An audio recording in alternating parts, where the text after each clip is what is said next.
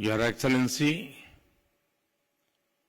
Quraish Al Yusuf, Minister of Commerce, Industry and Investment Promotion, दोनों देशों के delegates, business world के leaders, देवी और सज्जनों, नमस्कार। मुझे 7 वर्ष बाद ओमान आने का सौभाग्य मिला है और आज आप सभी के साथ बातचीत करने का अवसर मिल रहा है। इस बिजनेस समिट के लिए आपकी गर्मजोशी मेरा भी उत्साह बढ़ा रही है।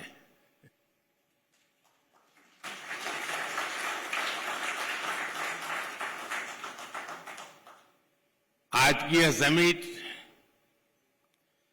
भारत ओमान पार्टनरशिप को नई दिशा देगी, नई गति देगी और नई बुलंदियों तक पहुंचने में मदद करेगी।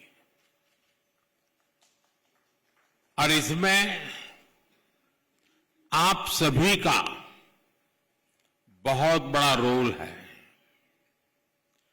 फ्रेंड्स, आप भारत और ओमान के बिजनेस हमारे ट्रेड को रिप्रेजेंट करते हैं। आप उस विरासत के वारिस हैं जिसका सदियों का एक समृद्ध इतिहास रहा है। सभ्यता के आरंभ से ही हमारे पूर्वज एक दूसरे के साथ मैरीटाइम ट्रेड कर रहे थे। अक्सर कहा जाता है कि समंदर के 2 किनारे बहुत दूर होते हैं, लेकिन मांडवी और मस्कत के बीच अरब सागर एक मजबूत ब्रिज बना है। एक ऐसा ब्रिज जिसने हमारे रिश्तों को मजबूत किया, कल्चर और इकोनॉमी को ताकत दी। आज हम विश्वास के साथ कह सकते हैं कि समंदर की लहरें बदलती हैं, मौसम बदलते हैं, लेकिन भारत ओमान की दोस्ती हर मौसम में और मजबूत होती है और हर लहर के साथ नई ऊंचाई को छूती है। फ्रेंड्स, हमारा रिश्ता ट्रस्ट की नींव पर बना। फ्रेंडशिप की ताकत से आगे बढ़ा और समय के साथ और गहराता चला गया। आज हमारे डिप्लोमेटिक रिश्ते भी 70 इयर्स के हो गए हैं। ये सिर्फ 70 वर्ष का उत्सव नहीं है, ये वो पड़ाव है जहां से हमें अपनी सदियों की विरासत को एक समृद्ध भविष्य की तरफ ले जाना है। फ्रेंड्स, आज हम एक ऐसा ऐतिहासिक निर्णय ले रहे हैं जिसकी गूंज आने वाले कई दशकों तक सुनाई देगी। कॉम्प्रिहेंसिव इकोनॉमिक पार्टनरशिप एग्रीमेंट यानी सीपा हमारी पार्टनरशिप को 21st सेंचुरी में नया विश्वास, नई ऊर्जा से भर देगा। यह हमारे साझा भविष्य का ब्लूप्रिंट है। यह हमारे ट्रेड को नई गति देगा, इन्वेस्टमेंट को नया भरोसा देगा और हर सेक्टर में अवसरों के नए द्वार खोलेगा। सीपा हमारे नौजवानों के लिए ग्रोथ, इनोवेशन और एम्प्लॉयमेंट के अनेक नए अवसर बनाएगा। ये एग्रीमेंट पेपर से निकलकर परफॉर्मेंस में बदले, इसमें आप सभी की भूमिका बहुत बड़ी है, क्योंकि जब पॉलिसी और एंटरप्राइज एक साथ चलते हैं तभी पार्टनरशिप नया इतिहास बनाती है।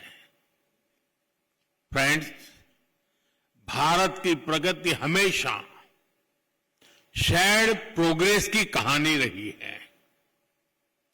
भारत जब ग्रो करता है तो अपने दोस्तों को अपनी ग्रोथ का साझेदार बनाता है। आज भी हम यही कर रहे हैं। आज भारत थर्ड लार्जेस्ट इकोनॉमी बनने की तरफ तेजी से बढ़ रहा है।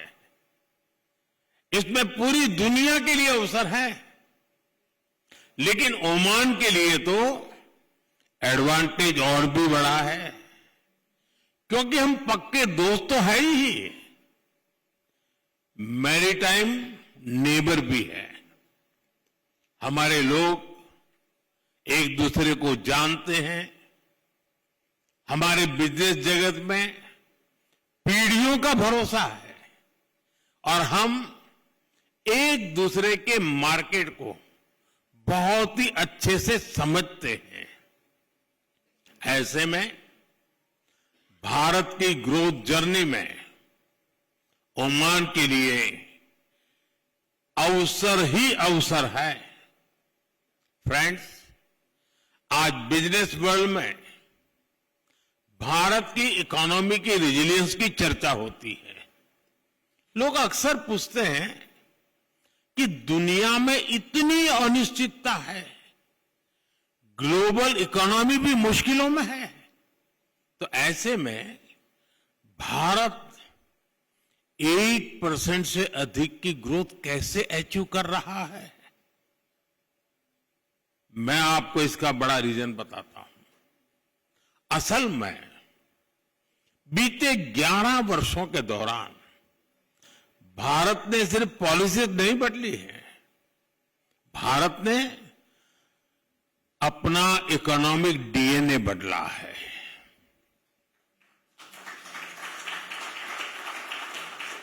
मैं आपको कुछ उदाहरण देता हूं। जैसे गुड्स एंड सर्विस टैक्स यानी जीएसटी है, इसने पूरे भारत को एक इंटीग्रेटेड यूनिफाइड मार्केट में बदला है। इंसॉल्वेंसी एंड बैंकरप्सी कोड से फाइनेंशियल डिसिप्लिन आया, ट्रांसपेरेंसी को बढ़ावा मिला और इससे इन्वेस्टर कॉन्फिडेंस मजबूत हुआ। ऐसे ही हमने कॉरपोरेट टैक्स रिफॉर्म्स किए। इससे भारत दुनिया के मोस्ट कॉम्पिटिटिव इन्वेस्टमेंट डेस्टिनेशन में से एक बन गया है। साथियों, अभी आपने लेबर रिफॉर्म्स की भी चर्चा सुनी होगी। हमने दर्जनों लेबर कोड्स को सिर्फ 4 कोड्स में समेट लिया है। ये भारत के इतिहास के सबसे बड़े लेबर रिफॉर्म्स में से एक है। फ्रेंड्स, जब पॉलिसी क्लैरिटी आती है तो मैन्युफैक्चरिंग को भी नया विश्वास मिलता है। एक तरफ हम पॉलिसी और प्रोसेस रिफॉर्म कर रहे हैं, वहीं दूसरी तरफ भारत में मैन्युफैक्चरिंग को बढ़ावा देने के लिए प्रोडक्शन लिंक इंसेंटिव भी दे रहे हैं। ऐसे प्रयासों से ही आज मेक इन इंडिया अभियान को लेकर दुनिया में बहुत उत्साह है। फ्रेंड्स, रिफॉर्म्स को भारत के डिजिटल पब्लिक इंफ्रास्ट्रक्चर ने और ताकत दी है। गवर्नेंस पेपरलेस हुई है, इकोनॉमी कैशलेस हुई है और सिस्टम कहीं ज्यादा एफिशिएंट, ट्रांसपेरेंट और प्रिडिक्टेबल हुई है। डिजिटल इंडिया सिर्फ एक प्रोजेक्ट नहीं है, ये दुनिया की सबसे बड़ी इंक्लूजन रिवॉल्यूशन भी है। इससे ईज ऑफ लिविंग बढ़ी है और ईज ऑफ डूइंग नए लेवल पर पहुंच चुकी है और भारत में बन रहा आधुनिक फिजिकल इंफ्रास्ट्रक्चर इसको और बेहतर कर रहा है। सुधरती हुई कनेक्टिविटी के कारण भारत में लॉजिस्टिक की कॉस्ट लगातार कम होती जा रही है। फ्रेंड, भारत निवेश के लिए एक आकर्षक डेस्टिनेशन है, ये तो दुनिया मानती है। साथ ही भारत एक भरोसेमंद फ्यूचर रेडी पार्टनर है और ओमान इसको बहुत अच्छे से समझता भी है और सराहता भी है। हमारा जॉइंट इन्वेस्टमेंट फंड अनेक वर्षों से दोनों देशों में निवेश को बढ़ावा दे रहा है। एनर्जी हो, ऑयल एंड गैस हो, फर्टिलाइजर्स, हेल्थ, पेट्रोकेमिकल्स और ग्रीन एनर्जी हो, ऐसे हर सेक्टर में नई संभावनाएं बन रही है। लेकिन साथियों, भारत और ओमान सिर्फ इतने से संतुष्ट नहीं है। हम कंफर्ट जोन में नहीं रहते। हमें भारत ओमान पार्टनरशिप को नेक्स्ट लेवल पर ले जाना है। इसके लिए दोनों देशों के बिजनेस वर्ल्ड को अपने कुछ बड़े लक्ष्य तय करने ही होंगे। आपका ये काम मैं कुछ हल्का कर देता हूं। मैं आपको कुछ चैलेंज देता हूं कि ग्रीन एनर्जी में मिलकर कुछ बड़ा कर सकते हैं क्या? क्या हम अगले 5 वर्ष में 5 बड़े ग्रीन प्रोजेक्ट शुरू कर सकते हैं? हमें green hydrogen, green ammonia, solar parks, energy storage और स्मार्ट ग्रिड के क्षेत्र में नए बेंचमार्क्स बनाने हैं। फ्रेंड्स, एनर्जी सिक्योरिटी जितनी जरूरी है उतनी ही आवश्यक फूड सिक्योरिटी भी है। आने वाले समय में यह एक बड़ा ग्लोबल चैलेंज बनने जा रहा है। क्या हम मिलकर Indian Oman agri innovation hub बना सकते हैं? इससे ओमान की फूड सिक्योरिटी को मजबूती मिलेगी और भारत के एग्री टेक को ग्लोबल मार्केट तक पहुंचाने में मदद मिलेगी। फ्रेंड्स, एग्रीकल्चर तो एक सेक्टर है, ऐसे ही हर सेक्टर में इनोवेशन को बढ़ावा देना जरूरी है। ऐसे में क्या हम ओमान इंडिया इनोवेशन ब्रिज की स्थापना कर सकते हैं? हमें तय करके चलना होगा कि आने वाले 2 वर्षों में 200 भारतीय और ओमानी स्टार्टअप्स को हम जोड़े।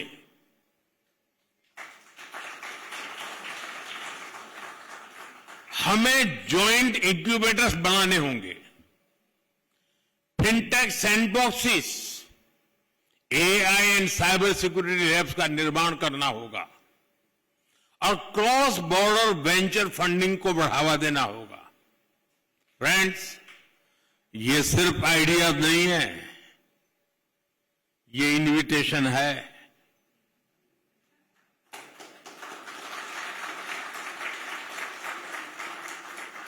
Invitation to invest, invitation to innovate, invitation to build the future together. आइए हम इस पुरानी मित्रता को नई टेक्नोलॉजी, नई एनर्जी और नए सपनों की शक्ति से आगे बढ़ाएं। शुक्रान। जय जय अलन। Thank you.